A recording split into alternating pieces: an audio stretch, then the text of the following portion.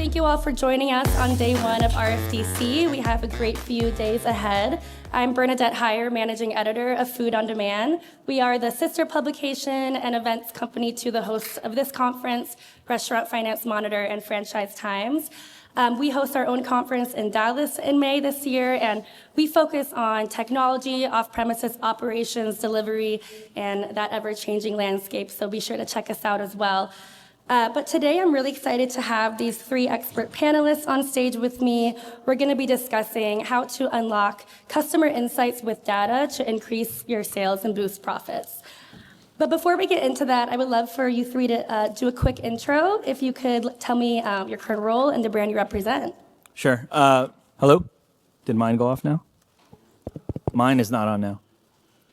I can shout until the mic comes back. I'm Abhinav Kapoor, co-founder and CEO of a company called Bicky.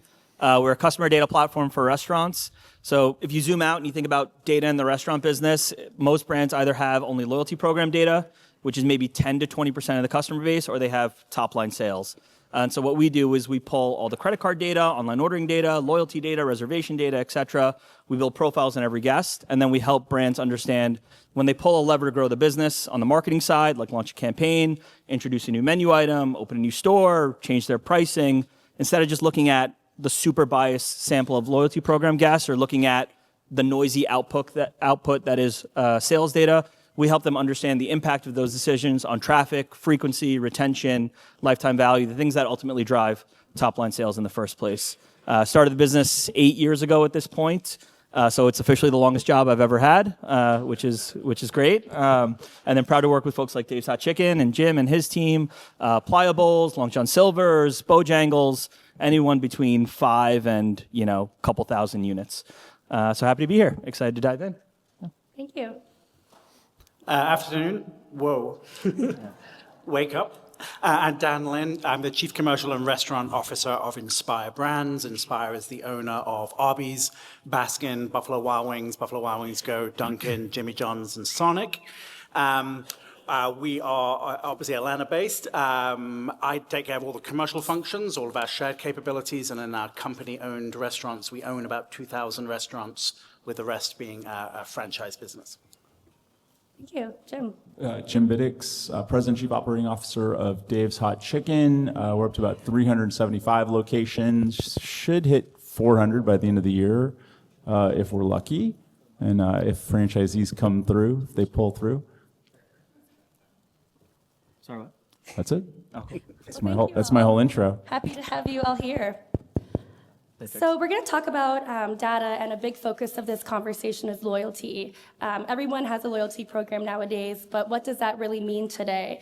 It's not just about points or discounts. It's about understanding guest behavior, building habits, and using data to create real connections across in-store, digital, and of course, delivery channels. So I'd like to start with a foundational question to each of you. Maybe we'll start with Jim at the end. How do you define a loyal guest for your brand, and how has that changed over the past few years? Well, we have a core group of users that are probably roughly 15 to 25 years old that we see visiting weekly, if not multiple times a week. Those are like our super users or our super fans. And then the wider band above that is probably visiting once every 3 to 6 months. So I think there's those two groups are how we would define our most loyal users. What was part two? I've already had a couple of sips. How that might have changed over the past few years, knowing you guys have really scaled quickly in the past 5 years. Yeah, actually what we've seen happen over the last couple of years is that the core demo has gotten younger, which is really weird and wild. A couple of years ago, we were saying that it was somewhere in the 25 to 35-year-old age group. We put a heavy focus in the last 2 years on TikTok, and I think it's a little bit of chicken and egg, where maybe we've moved the audience younger. It's actually a really interesting case study for us to figure out if we've kind of pushed people or pushed our group younger than what we were before. So we're definitely looking at how we spread out older now, which is an interesting sort of shift or change for us. And data obviously plays a big part in that, which we'll get into. Over to you. How would you define a loyal guest today? So at Inspire, obviously the scale we operate, roughly 75% of Americans come to one of our restaurants every year. So we don't have one particular segment that we think of as a loyalty guest. Our objective with everything to do with loyalty is how do you drive any sort of incremental profitable activity from a guest, whether it's extra check or extra visits. And so across our brands and across our very different customer segments, we're just looking for how do we add that extra incremental visit or that extra incremental a little bit on check as profitably as we can for our franchisees. And so anybody can be a loyal guest if they do one thing that they wouldn't have done with us previously had we not gone out to the market with these offerings. Abhinav, what would you say from the tech vendor side? Yeah. I would say we probably have a unique purview because we look across, 80 to 90 brands across almost 10,000 locations. And something that we've seen pretty consistently, we have about 400 million consumer profiles in our database. On average, 80% of guests don't come back after the first visit. So that's across all channels, in-store, loyalty, whatever. And so what's interesting is someone else's guest today could be your guest tomorrow. Likely, you're probably going to have a leaky bucket, a very leaky bucket, just given the nature of competition, costs, substitutability of different menu offerings. And so if 80% of guests don't come back after the first visit, what we really frame with our marketing partners is, there's 3 parts of the funnel that you can really work on to truly drive incrementality in the business. One is as many new guests as possible in the top of the funnel. Just how do I get brand new guests in the door and have a repeatable motion there? 2 is how do I get someone from their first visit to their second visit?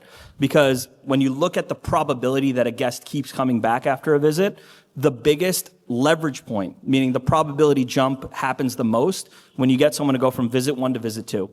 Typically, there's a 10% chance someone comes back after visit 1. After visit 2, it jumps to 40%. After visit 3, it goes to 50%, then 60%, then it sort of plateaus at 70%.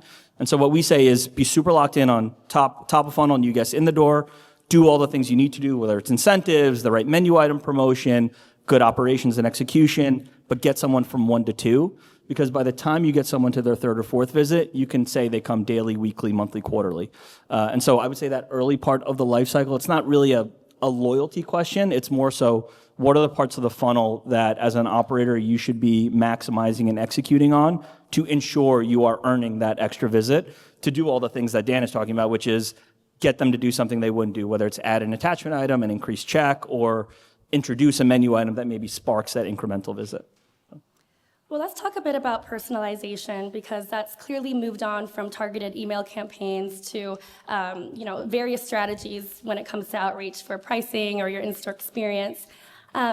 Jim, over to you. I know that you were able to leverage data to see to test a Dave's Not Chicken on the menu and saw there were some demographics there. Can you kind of dive into that? Sure. We launched a product called Dave's Not Chicken a couple of years ago, which is a cauliflower-based product.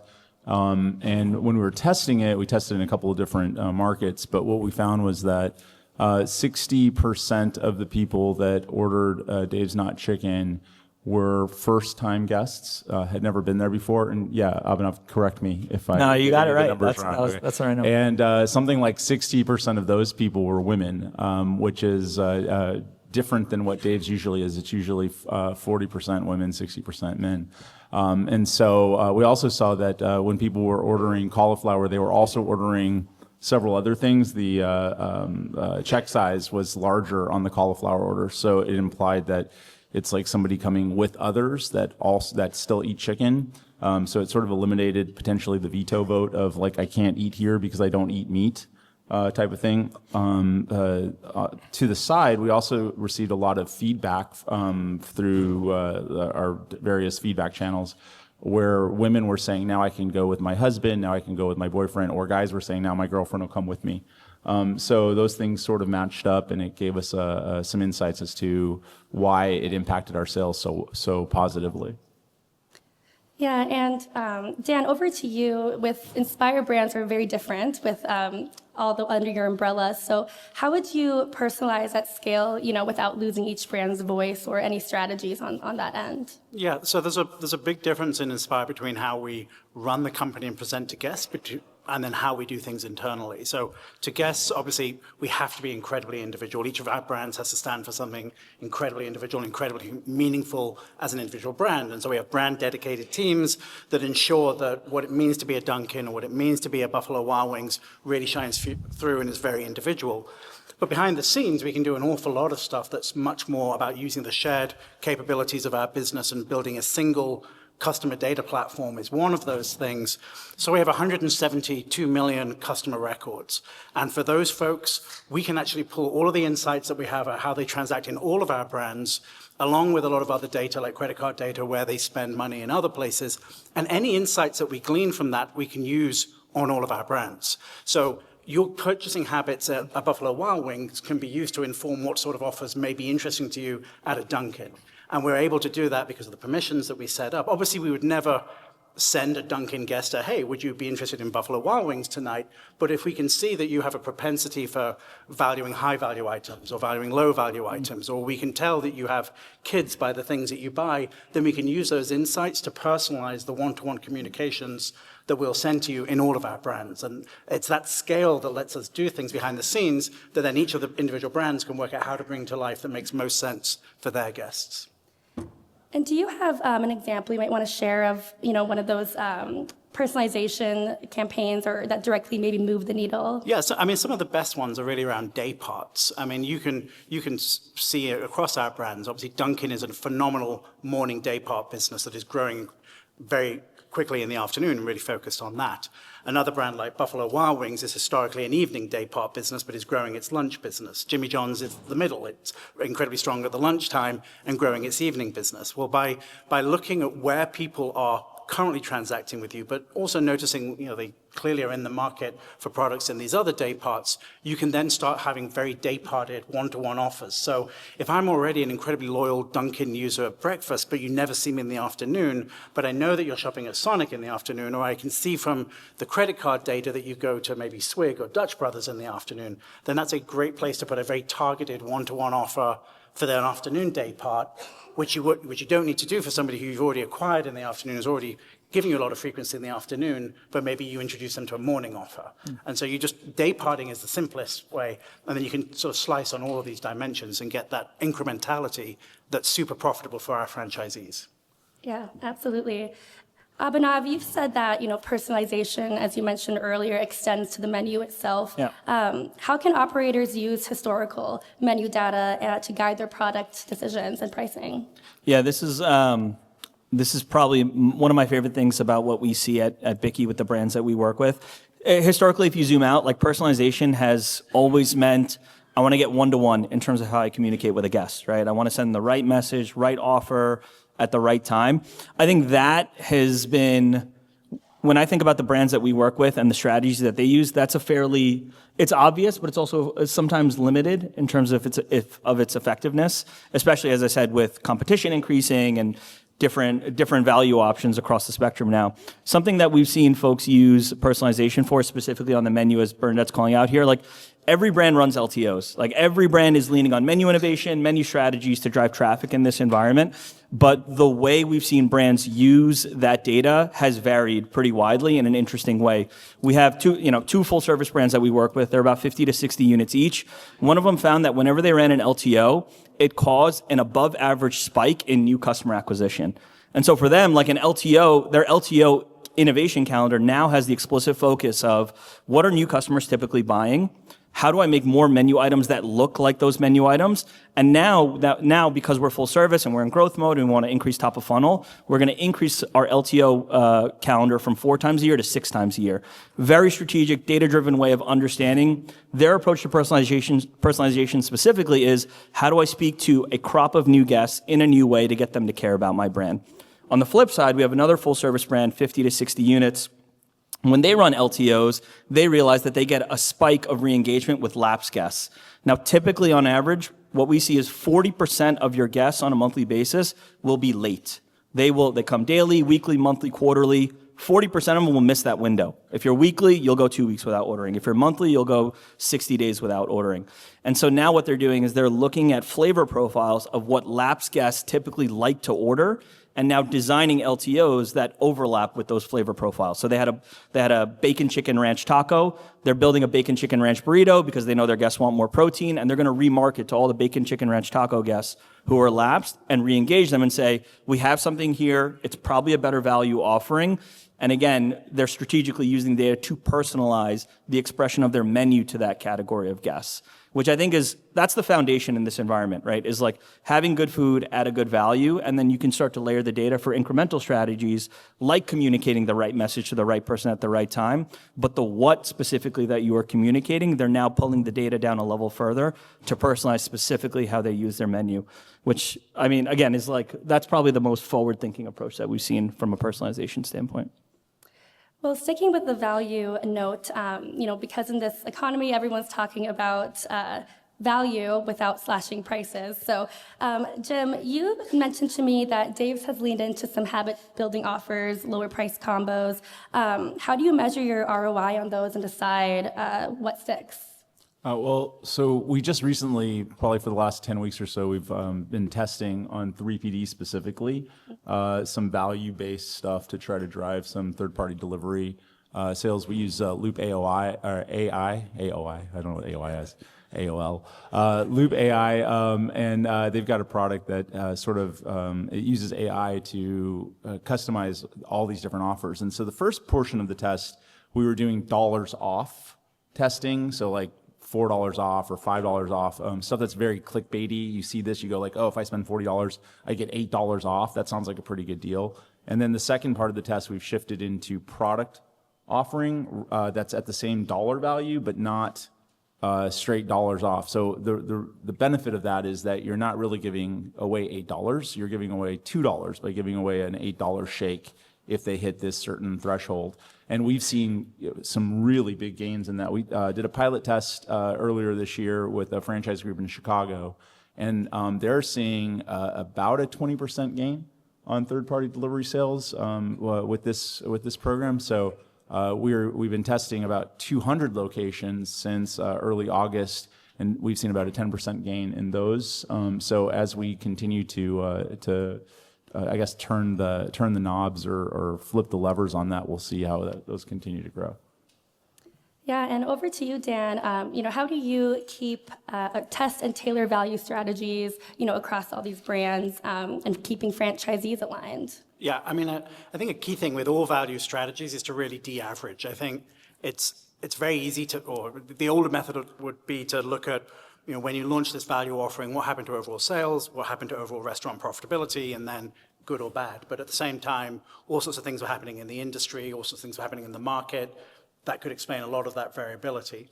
And when you actually start de-averaging and like looking into the individual customer database, so now we can see when we go out with a value offering, what happens to that individual customer, and which customers do something that they otherwise wouldn't have done. Which customers do we change frequency on? Are we just taking our high-value customers and having them trade down, or are we re-engaging our customers who are lapsed and bringing them back? And that's normally what you're trying to do in a lot of these cases. So you can be really precise about is the value offering actually doing what you want to do at a de-averaged layer? And that's something that you couldn't do previously. I think the other thing that Inspire's invested an awful lot into is trying to look at what everybody else is doing. So having a very, very robust data store for that. So we scrape something like 220 million price points of all of our competitive restaurants every single month. We have about 150,000 restaurants where we track their traffic. So we can also understand when they go out with particular price-pointed offers, what does it do to the traffic into that individual restaurant? And so you get a sense of, well, what's working and what's not working in the marketplace. Now, I can't see all the way down to profitability, but we can do some assumptions to understand what that's doing for franchisee profitability. And that gives you a real sense of what might work in a particular part of the country doesn't necessarily work in every part of the country. And you can then start working with the franchisees to go out with much more tailored offerings that make sense for their regions and making recommendations to them about, if you lean this way, you'd see success. If you lean this way, you're going to dilute your profitability. Don't go that far. And I think that de-averaging is critical to actually do this thoughtfully, particularly with all of the other pressures that franchisees face right now. Any comment on that, Abhinav, with what you're seeing? Yeah, I mean, if I zoom out a little bit, I think the thing that I am, look, I haven't been in this business as long as these guys, and I think we're heading into an environment where sentiment seems to be average to slow to getting worse, very candidly. Like we did a CMO survey, we talked to 50 CMOs, and the only thing that the majority of them agreed on is that consumer sentiment over the next 6 months is going to be worse than what it is today. And so this idea of value and the notion of value and positioning value and articulating value to the guest is going to become even more important. And I'm grading my own homework a little bit here because I bet my life on this company, but like the data is going to be kind of important in understanding like if your value strategies are working. And something that we've seen is people are really going in two directions. One is they're going the McDonald's route, which is like, how do I repackage, bundle, discount core menu items to give the guest a better price point in this environment. The other way we're seeing them go is playing on consumer trends like protein and saying, how do I give the guest more, tie a consumer trend to it, and raise the price on it, but maybe not raise the price to such an extent where the guest is completely priced out, but they feel full at lunch and they have enough to take it home for dinner. And so on the first example that we've seen, people are starting to re-engineer their menus, starting to streamline their menus, starting to get operationally more efficient, and they're starting to, again, like I said, repackage some of their core menu items. We have a brand that we work with. They're about 20-unit burger concept. Lunch sales were down, and they were trying to figure out how to turn it around. They have 3 sizes of burgers, 3 sizes of fries, 3 sizes of drinks. They created a lunch combo that was small burger, small fry, small drink, and they launched it. And they found that the month after they launched it, lunch sales were up double digits. So they're specifically attacking that day part. And they're like, maybe that's a home run, maybe that's a win. But the secondary question is, am I cannibalizing existing guest behavior? Am I taking someone who would have come full price and effectively trading them down? When you look at the data, I'm grateful that Dan is bringing up the idea of CDP and credit card data because he's saying, A, we're never going to work with Bicky because we have it all. But he's saying, B, you could have this yourself too if you want it. But the thing that we found is the majority of guests who ordered the box lunch had never been to the brand before. So they're bringing in new guests for the first time. Now their average check is lower. And that cannibalizes average check. And when you show that to your franchisees and your operators, say, holy shit, average check is down. Why are we doing this box lunch? It's not working. We need to scale this back. But they were able to show that the retention rate on the box lunch was higher than somebody who ordered a burger off the core menu over the same time frame. So now you go into this world where you are testing an aggressive value strategy, something that at its face value could be hurting your franchisees or your operators' P&Ls. And you're saying, no, actually, we're appealing to new guests. We're bringing them back more often, and over their lifetime value, they're spending more money than they would have previously. And I think that is the strategic shift night and day as we think about this more value-conscious environment, and operators are constantly saying, I hear about data all the time, how do we leverage more data? Those are some of the ways in which we're starting to see people, again, leverage the data beyond just one-to-one offers, one-to-one personalization, so to strategically understand how they should appeal to their guests, how they position their menu items in this category, and then third and most importantly, are we actually driving incremental revenue and traffic for our franchisees? Let me add something to that. A couple of years ago, we had some research that said that guests who repeat at Raising Cane's don't frequently repeat at Dave's Hot Chicken, new guests, and so we opened a lot of restaurants, and so we were pulling all this research.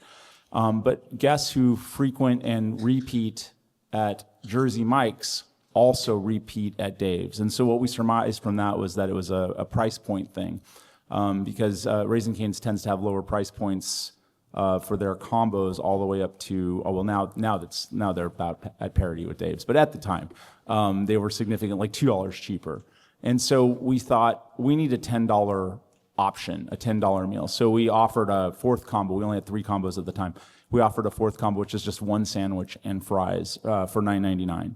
And with the Bicky data, and we use Bicky, we're not big enough to have it all in-house or build it all ourselves, but we found that people who ordered the number 4, which is the $10 version, would within their first 4 visits shift up to the number 2, which is our most expensive option. And so we went a long way in sort of piercing that price value perception issue that we thought we had at the time by just repackaging the exact same product, just making it a little bit smaller and putting a price point that people liked. Yeah. Well, of course, none of this works without a strong tech backbone, and we know we have the background with Vicky, and you work with Vicky Dave's Chicken. So, Dan, from Inspire's massive 6 brands, dozens of platforms, and doing some of that tech in-house, can you just kind of tell me about that strategy? And I know you've helped build some of that proprietary technology as well. Yeah. So we have obviously made the decision where an awful lot of it we've built ourselves, and then we do partner with some great partners. So it's not exclusively everything is built.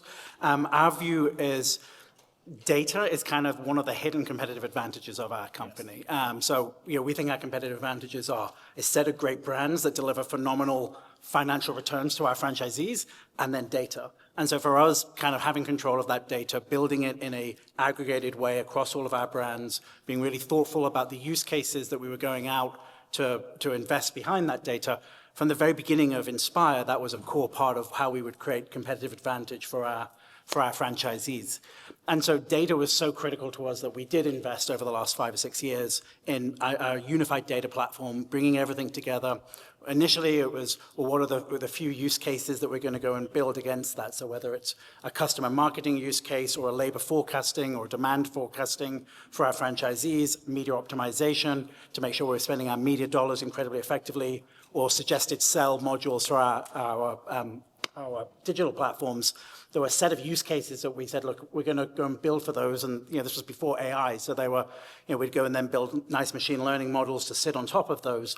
But that became the core of almost everything we do. And then over the last few years, that's kind of grown, and we've added in more and more types of data source, all that pricing data and information. We've built revenue management solutions for our franchisees. We're now building AI-powered recommendation engines for our franchisees on what to go do next. And we think by having made that core investment in the data, any of these AI solutions that we now build are that much more powerful. AI, as you know, is only as powerful as the data that you feed into it.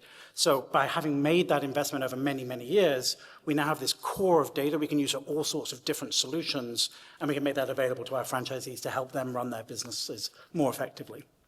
Yeah, well, that leads into my next section about AI. Everyone's talking about it, everyone's testing it, trying it. Beyond the hype, how is it actually improving restaurant operations and even marketing? You just mentioned, Dan, some ways that you're leveraging AI, but do you want to dive a bit into that and maybe what has been some of the most useful or surprising outcomes so far? Yeah, so I think one of the most powerful things with AI is if you think about how do you do things that need an individual answer but at massive scale. So we have 20,000 restaurants here in the US. The thing that each restaurant needs to go do next is very, very different. We have 2,000 company restaurants, and so one of the things we've just started in those 2,000 company restaurants is a little AI solution that's scraping all of the reviews that are written about every single restaurant, and then feeding that back to the general manager of the restaurant of, this is your opportunity, and this is how that opportunity has changed, even in the last day, in the last 2 days. These are the posts that are being written on Reddit. These are the posts that are being written on Google. This is what people are saying about your restaurant, and if you go and address this, this is the potential upside. And that, at scale, is something that even a great business consultant organization could never do. There's just too much data flowing in, too many reports that would need to be read to kind of come up with what's the insight. You then have to go and type it up and send the emails. Well, an AI solution can just automate all that with a human in the loop to check that, yep, this all makes sense. And when they do those things, business results improve. But you start to do something like that at scale, and we've started it in our 2,000 company restaurants, and we'll roll that out to the 20,000 other restaurants. That's the way that AI actually really helps an operator to focus their attention on something that's going to really move the needle, help make a little bit more profit, help improve customer experience in the restaurant. And I think it's those solutions versus the sort of shiny bauble big solution. I think it's those little tactical things at scale that help make us more money. I think just to add on to that, yes, you get the AI sort of summary of your guest comments, which is great for the operator. But really, any operator that's reading the first 10 or 20 of those probably gleans from those 10 or 20 sort of what the trend is for their particular restaurant or network of restaurants. From the franchisor perspective, all of those comments, we get 800 or so comments a day for our system. You really get the trend there, if that makes sense, from our side of it. So we know on the operational side what to go sort of try to put some solutions against. I think that's an important one. from an AI solution type of thing with the loop test that we did with the 3PD stuff.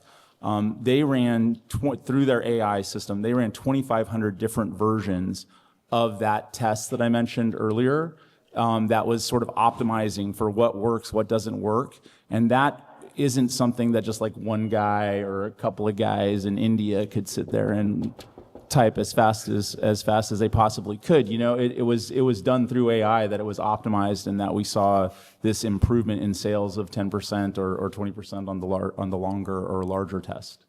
Jim, you hit on the joke I always make about AI. AI really stands for always Indians. Yes. Type it into ChatGPT. We got cousins in Bangalore just like cranking out. I'm glad he said that. Anand knows what I'm talking about. He's on it. That works. We got Indian Ben Franklin That's over it. here. Yeah, so. that's it.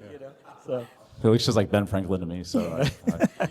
Would you want to add on to that, Abhinav, with the discussion about AI? Yeah, I think both Dan and Jim are kind of on the nose here. As a data business, like AI is critical to how we think about our future roadmap and what we can unlock for restaurants. Like zooming out, I think one of the key things I've learned about this industry is how insanely cross-functional it is. Like marketing, finance, ops, tech, they're, for lack of a better term, they're constantly in each other's shit. Like finance is just like, what's the ROI of this campaign? Why are we sending out these promos? And marketing's like, well, we're getting high loyalty adoption. And there's all these sort of, everybody wants to win. Everybody wants to get to yes for the guests. Everybody wants to go traffic. Everyone wants to go frequency. It's just the data typically hasn't been there, and the means to action on that data and answer some of those questions historically hasn't been there. And the thing that we see from an AI standpoint, and I'll drill down to individual use case, but the thing that we see is AI is a phenomenal way to democratize access to information within the organization. If you can give someone this shared truth, this shared language, this shared source of knowledge of what's happening inside the four walls, you can just let everybody kind of like, go off, and I was going to say something else, but go off and type in their own questions and get their own answers. We have one brand, 60-unit burger concept. The CEO launched breakfast 4 years ago. And breakfast daypart sales are 20% of where the CEO expected it to be today. And so he tasked his marketing leader saying, I just need to increase breakfast sales. We need to increase sales at the breakfast daypart, figure out how to go do that, write me up a plan, I want to discuss it next week. And the marketing leader went into, we have this product, this feature that we call Data Assistant. It's basically ChatGPT on top of all your customer, sales, menu data. And she went right into Data Assistant and she says, what are my best sellers at breakfast? It turns out the cheeseburger is the biggest seller at breakfast. And intuitively that caught her by surprise, but then she realized they're opening at 6 a.m. and a lot of their customers and a lot of their trade areas are construction workers. So 10:30 is lunch for someone who has been on the job since 4:30, 5 o'clock. And so she goes to the CEO and she goes, look, cheeseburgers are the biggest sellers at breakfast. Do you care about increasing breakfast item sales or do you care about increasing breakfast daypart sales? And CEO said daypart sales.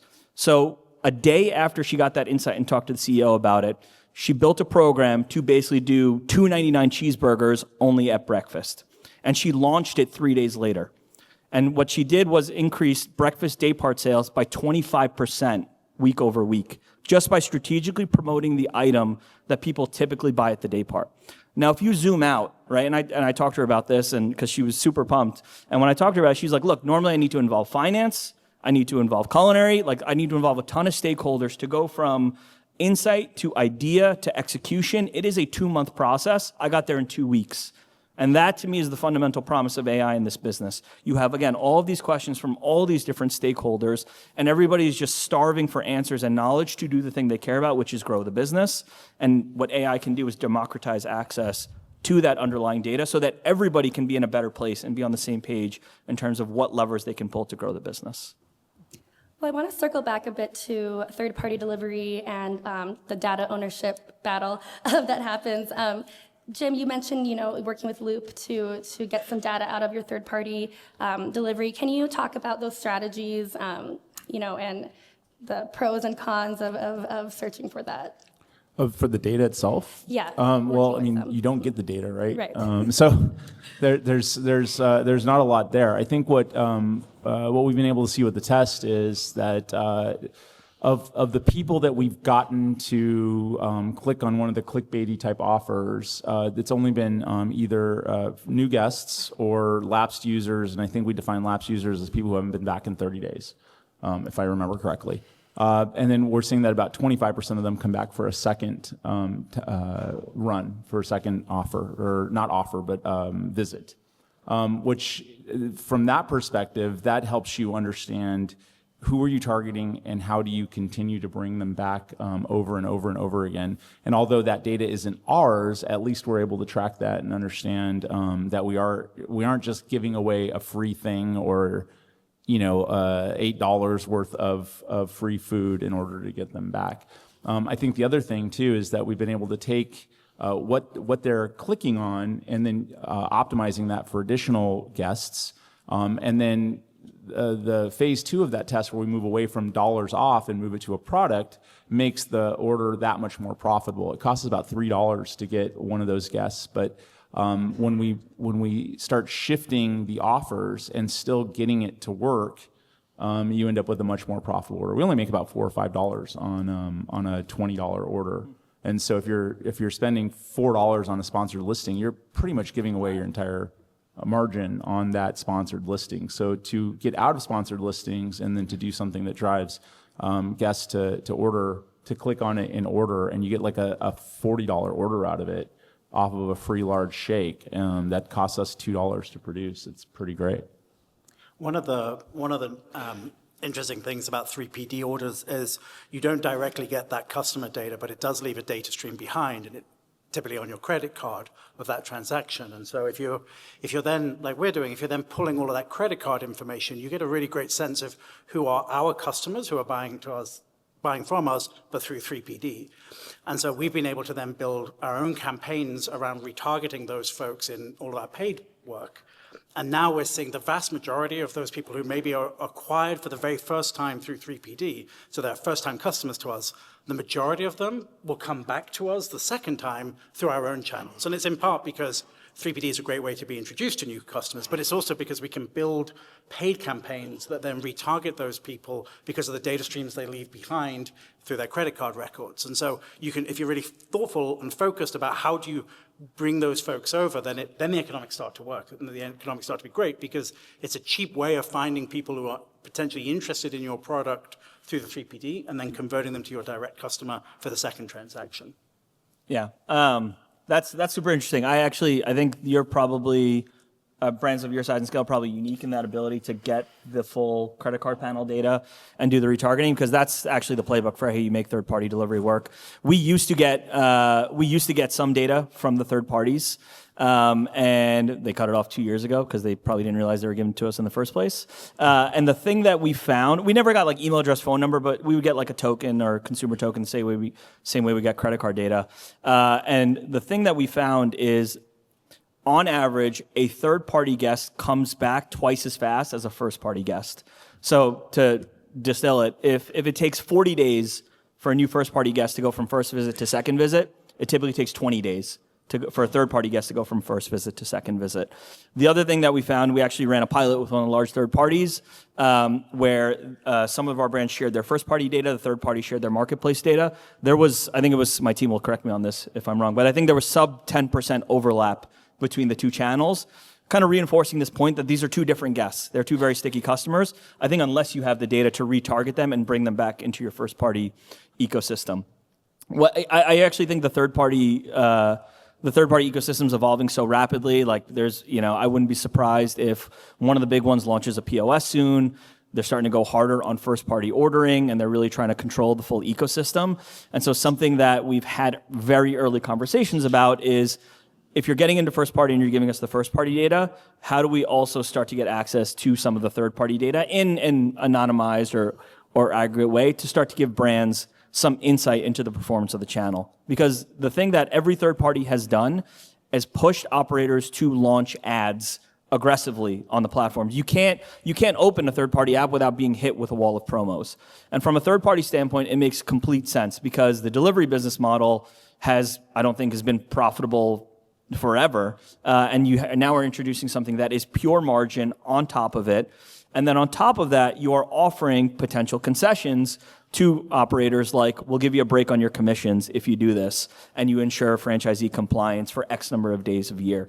And in this environment, again, where is value conscious, P&Ls are under pressure, going to your franchisee and being like, I'm going to alleviate the commission on one of your fastest growing and largest channels if you decide to run some ads is very attractive. Like operators will trade short-term cash flow for maybe some of that incremental third-party margin long-term as they get sort of embedded on, not my words, on the drug that is third-party ads.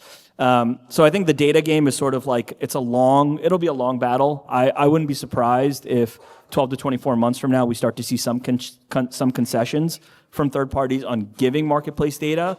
But if you go exclusive with them, if you buy our commerce platform, if you buy our POS, but it's a long battle. And I mean, it's in their interest to not share that. They've spent billions of dollars building these marketplaces and beautiful walled gardens that, regardless of our friendliness to the industry, I think all of us selectively use on and off. So, Yeah, absolutely. Well, I have about one final kind of group discussion, and then I'd love to open it up for audience questions if anyone has any. So as we start to wrap up and look ahead, what does the next evolution of loyalty really look like? Jim, I know you're rolling out some new loyalty tiers heading into 2026. What's your vision? Yeah, so what's interesting is we originally weren't going to even launch with loyalty. We were going to do a mobile app that was based on making it easier for the consumer to order from us, and that's all we were doing. And I mentioned it to my then 17-year-old son. I was like, "Oh, take a look at this, the first pass of the app." And he goes, "Okay, how do I get my free Daves or my free stuff?" And I said, "Well, we're not going to do that. We're not going to do that." He's like, "Dad, I get 2 more orders and I get my free burrito from Chipotle." And I was like, "Technically, all your burritos are free." You're paying for it. Every time he wanted Chipotle, he'd be like, "Hey, slide me a 20, and I would Apple Pay him $20 and he'd get his free food. But I thought it was really interesting because, he's a fairly affluent teenager and he's waiting for his free Chipotle burrito. So we went back to the drawing board and we paused the rollout of the app so that we could put together a loyalty program. And the vision for the loyalty program was 4 tiers: bronze, silver, gold, and then platinum. Bronze was like a free side item. Silver was a free premium side item. So like a side item would be like fries or a drink. Premium would be like cheese fries or a shake. And then the third tier was the gold, which was a free meal, like a free combo. And then the fourth tier was merch. And that was sort of like the holy grail of like, how do we send them like Dave's Hot Chicken socks or some weird, cool like merch thing that somebody would be interested in. And so we've refocused on that now, and that's something we plan to launch this year in 2026, where we'll actually launch that platinum tier, and it'll be free stuff, and somehow, some way, get that delivered out to them. Yeah, thank you.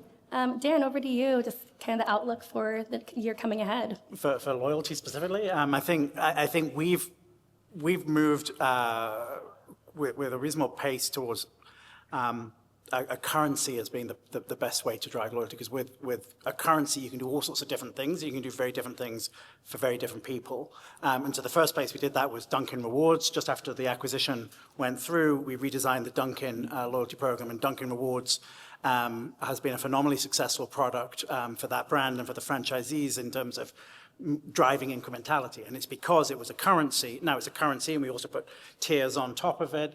We get an awful lot of flexibility about how you use that currency. And then we've taken the learnings from that, and we've recently applied those to both Buffalo Wild Wings and Jimmy John's. Jimmy John's used to have a surprise and delight, which was very much yep, we'll give you something and we'll figure out what that is, but please keep buying program. Well, now we've moved them to a currency-based program, and we see this massive uplift. There's uplift in the number, how long it takes people to go from the first to the second transaction, an uplift in the average check size, because when it's a currency, people understand the more I spend, the more I get back, and then I can use that in ways that make sense to me. So it just encourages that shift of wallet share into our brands. What does that mean? What is currency? Like So they have dollars? You earn a certain number of points. Okay, You earn a certain number of points for every dollar you spend, and then those points can be used to buy things. And that's often our food products, but it can be merch and other things as well.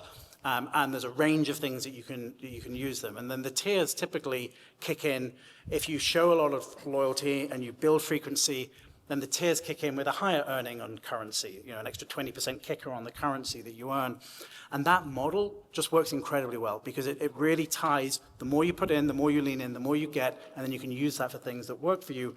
And also opens up the potential for us to then do partnerships and start to lean into what the travel industry does or some of these other big folks who can show that there's different ways you can create value for our guests. And you can start building whole ecosystems around these things and potentially trading currencies into a travel product or into a retail product. And that opens up more opportunities, which we'll start to lean into next. So that's really interesting. Ours is points. It's 300, 600, 1,200 for our tiers, and it's about 10% of the dollar spend. So $120 gets you the 1,200 points, which is a free combo meal. But the one that's really interesting, and I would love to say that this was my original idea, but I feel like I read it somewhere, and then I thought, oh, we should do that at Dave's, and then made it my idea. So like somehow it's now belongs to me. But last year, I was flying on Delta, and somebody was saying, "Oh, what are you? You're silver, or no, I'm platinum." And I was like, "What does that even mean?" And so then I started looking into it, and they explained it to me. And so then I made it my goal to get to diamond. And I'm now diamond medallion, just so you guys know. So no big deal. Yeah, no big deal. It's a big deal, quite frankly. Okay, but the idea now that I get automatic upgrades for free, and I get treated, they're very nice to me on Delta when they see that, oh, hello, Mr. Biddix, and this type of thing. And so the idea that you have with your app some sort of diamond status based on your lifetime spend, and you get something for that, not just the points, or not just the currency side of it, but some type of plus up every time you walk in because you're Dave's diamond level or something. That I find really interesting as a way to add some real oomph to the loyalty program.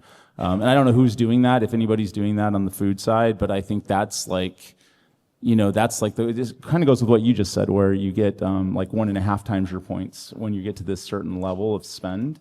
But I find that really particularly interesting. I'm going to go push our team on doing something like that. Yeah, happy to jump in. So the loyalty program is super valuable. That's not new, but I think what's interesting is the data behind it. So typically what we see, I did some digging through a few of our partners' dashboards, and the lifetime value of a loyalty guest is typically 6 to 8 times higher than the value of a non-loyalty guest. Yeah. So there's a lot of, again, when franchisees push back and say, it's just deal seekers, it's just people who want a promo and we never see them unless you drop a coupon, the data shows that that's actually not true. There's significant incrementality to the loyalty program. The hard part is differentiation. We used to tell people there are a few ways to differentiate your loyalty program. One is price. You can be cheaper than a third party, and you can market that. 2 is menu uniqueness. There are things that you can offer on first party that you don't offer on third party, and use that as a hook to get somebody in the door. 3rd is obviously just deals and promos and leaning into sort of the value conscious aspect of a first party ecosystem. And then the 4th was, no, those are the 3. So those are the 3. And I think what's changed now is there's parity from a third-party standpoint where they are leaning into promos and price. They are forcing compliance across first-party and third-party when it comes to menus. And then, of course, there's the overwhelming factor of they are just focused on making it as convenient as possible to get from click to transaction to a customer's mouth as quickly as possible. And that kind of trumps everything, right? Like I could go to another sub 100 unit brand and look at their first party app, but within a few clicks, I'm getting frustrated and I might just regress to my third party ecosystem. And so the things that we've seen start to work from a loyalty standpoint in this environment, and it's something, I think the great thing is you have 2 large brands here basically spelling out a playbook, and these things tend to trickle down to the smaller operators a year or so later. But Domino's did this move a year ago where they lowered the threshold to actually get rewards. Like it used to be $10, you spend $100, you get $10 back. Like if I'm ordering Domino's, I got to order 4 times a month in order to get my free item that month. Like that's a lot. Like I'm a New Yorker, I eat a lot of pizza, but that's a lot of Domino's in 1 month. And too much. Too much. One might maybe, argue. Yeah. Well, We still want to work with them, so I'm not going to say that. But anyways, but what they did was they lowered the threshold, and now it's like you spend 50 and you get 5. And that just increases the flywheel of I have another hook, I have another reason to go to the first party ecosystem, I can redeem rewards faster, and if I place, it's that dopamine hit, right? If I place more rewards, I get it gets back to that idea of like you want to shorten the amount of time from the Exactly, first to the second purchase. yeah. With loyalty, you want to shorten the amount of time to actually get something back. So even if it's just an add-in, like I want to add a couple of syrup shots and just spend 10 points for those. Yes. That's much more approachable and much more achievable than having to go all the way to earning a full meal. Yeah, and I think the flexibility too of what you're saying, where it's like you can put those rewards towards modifiers. Whereas again, like if you look at most loyalty programs, it's pretty rigid. Like you get $10 and you can apply to an entree, or you have to do this trade up item. But having the flexibility of letting the guest choose the reward that matters to them, I think is also a big unlock. We did the 3 tiers so that if you spend $30 and our average check is $22, Right. You're there almost. You're almost there, so it's easier to get to it. And then you made a comment a minute ago. Our loyalty spend is like $26 post the freebie. Yeah. Or $25 post the freebie. So they're actually spending more even when they're redeeming. Yeah. Yeah. I might be lying about that. This is that's right. You know, it's one of the most sensitive topics because it's one we spend an awful lot of time with our franchisees. You have to be incredibly conscious that any time you're doing any of this, it's as sensitive as the value conversation, just in terms of how it's impacting a franchisee's P&L. So you have to sort of dissect it every way. You have to be incredibly careful. You have to test things before you roll them out nationally. You have to be so careful about the way you do this because it can have a really negative impact if designed badly. Yeah. But if designed thoughtfully, these things can be incredibly powerful for franchisees' P&L. So it's something that if you're a restaurateur or a franchisee and you're considering, go into it carefully because you have to get this thoughtfully right. But if you can, it's so powerful for the P&L, and it's so powerful for sort of the leverageability of your marketing ad funds and those things, and letting you kind of find a really effective way of talking to a certain set of guests, so you can then go and use the ad funds to go and talk to a very different set of guests. You go and start finding more people to bring into the program and concentrate the loyalty program on building the relationships with your existing guests. Yeah, it's great. We have brands that are now giving away, because they have the data on how much does a loyalty guest spend after their first loyalty visit, they're now backing into it and saying, what level of discount am I comfortable with up front to get somebody into the ecosystem? And so they're actually increasing the level of discount up front. They're saying if a lifetime value of a loyalty guest is $200, I will give away $20 on the first couple of visits because I'm going to make 10x that over the lifetime. So they're like, again, to your point, when they shared that with a franchisee, like we had a brand that gave away free burgers before your first loyalty visit, the franchisees were like, that is my hero item. No way am I doing that. But then they're able to go with the data and basically say, well, it turns out that the retention rate on those guests who use that offer, meaning the percentage of guests that come back for a second or third visit, is higher than a standalone loyalty guest. And so with that level of insight, you can say, we're comfortable with this level of effective discount because we know we're getting the incrementality over the long term. We do an annual Dave's Free Slider Day for Drake's birthday. Yeah. And the free slider, but you have to sign up for the loyalty program. So it's sort of the same exactly. idea. And then we serve up a message within 2 weeks after the event. So Yeah. Well, this was a fantastic conversation. It's amazing to realize how much you can utilize data for your business. We have about 5 minutes. If there's any audience questions, you can raise your hand and we'll have a mic run up. Over here.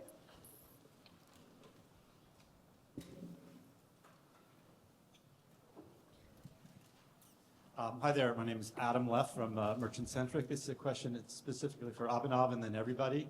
You mentioned a survey of 50 CMOs that were all anticipating a decline in guest sentiment, and I'm curious if that was like leaning more towards QSR than fast casual, casual, and fine dining. And then related to that, you know, we're seeing so much that losing guests is really expensive because it costs so much to acquire them. Do you see programs for win-back solutions that are trackable and campaigns that are effective in that across the entire panel? Yeah, great question. So the survey results specifically mirrored what our customer base looks like, which is about 60% QSR, fast casual, 40% limited service, casual dining, fine dining, the spectrum. The interesting thing, you mentioned win back and feedback. We just rolled out a couple feedback integrations with a few providers. And the thing that we found is that the retention rate of a new guest who leaves a review, doesn't matter if it's 1 star or 5 stars, is double the retention rate of a guest who doesn't leave a review. And so it's like the takeaway there is like, if you just ignite some level of passion, even this was terrible and I hate you, the retention rate of that 1-star guest is still 35%, whereas the retention rate on a standalone basis is around 18%. We respond to every single guest, the guest comment, and when we do some type of fulfillment, we offer it through the app. So we offer to send it to them through the app. So even if they weren't an app user, if they say no, then we have another way. But that's sort of a push. Yeah. You know. And then I think jumping on that, the interesting thing too is like we have this phase of the guest life cycle called onboarding, where they're not first time, they're not loyal, they're ramping up their behavior. The difference in the number of days it takes for a guest to onboard is not materially different between whether or not they leave a review or they don't, but their level of spend is 10 to 15% higher for a guest who leaves a review. So basically anybody who leaves a review in their first 3 to 5 visits, they're going to spend 10 to 15% more than a guest who doesn't leave a review. Mm-hmm. So again, it's just like, even if they had a terrible experience, if you're igniting that passion, and then of course, most importantly, actually taking that seriously and responding, you are getting incremental spend early on in the guest life cycle. So Jim, when you talked about diamond level, I'm sorry, Mr. Biddix, your diamond number, sorry. Do you know they answer my call if great. I call this one number? So one of the things I didn't hear mentioned at all is Snap or IG or Twitter, X, Threads, TikTok. How are you leveraging that to build community and make those people feel special in whether or not they're choosing the super hot or the mild or the Dave's not? How are you using and aggregating the data within the social media platforms as part of your loyalty? Yeah, I don't think that we are, but we are leveraging the social media to promote loyalty offers. So we did a Dave's After Dark promo that was modeled very much off of Jack in the Box's Munchies meal. Do you remember that? Bacon potato wedges crew. But so we did for the whole summer, we kept sending offers that were only redeemable through the app, but we were talking about them constantly on TikTok and on Instagram. So that was sort of how we were connecting them. How we're actually collecting the data, I don't think that we are, to be honest with you. I would go over to Abhinav and say, how are we doing that? We'll talk about it in our next QBR, yeah. I mean, those are a really meaningful part of our, obviously, our paid marketing mix, and then a very large part of just what happens organically. And from all of them, you get these pretty good data streams.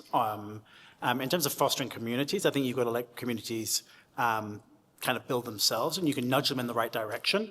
You can see some of that. Influencers are a great way to begin to create those communities, and then you have to see what takes off and naturally support it. Yeah, hi, Omar from the Moon Cafe in the UK. I wanted to know, you've mentioned a few different things in terms of rewards, like value meals or currencies, etc. Do you have any data on what works best? Like, is it $3 off? Is it value meal? Is it buy one, get one? Yeah, just interested in that. I mean, my simplistic answer is it depends on the customer. I mean, you see just very different results between a price-pointed discount versus a BOGO type discount, or a what we'd call like an abundance type offering of some sort of like extra food, depending on the customer base. And so I can't answer for your brand. Even within our brands, it's very different even within subsegments of our customers. And that is an area where I think you have to lean in. Now, there's an average answer, and maybe the average answer will work. And right now, price pointed works better on average than anything that's kind of BOGO and other things, because I think there's just a need to know. Yeah, it may be a bit BOGO, but remind me again of the price, because it's probably changed so much in the 3 years since I was last there. So price pointed on average, but it really depends on the individual customers or the customer segments that you're going after. The ones where we've seen the most pickup, first of all, the 300-point level, which is the very first level, is the most frequently executed level for us. I don't know what that says exactly. I don't know if that means that they sort of think it's too hard to get to the next level, although it really isn't. Or if it's just, hey, I can get a free fry off of my very first order, essentially. That might be it. The other ones that work really well, we did a bunch of targeted ones. We introduced a slushy drink, and we did a free slusher in the month of February, and that one was executed like super highly. So some of those like just freebies for no reason, those seem to be the most the executed or most used. Yeah, I don't have too much data to sort of so I'll echo what they said, but people like free stuff, and I think we are definitely seeing more brands lean into more free items when it comes to offers in this environment. So. All right, well, we are up on our time, so give a round of applause for our speakers today, Abhinav, Jim, and Dan. Thank you very much.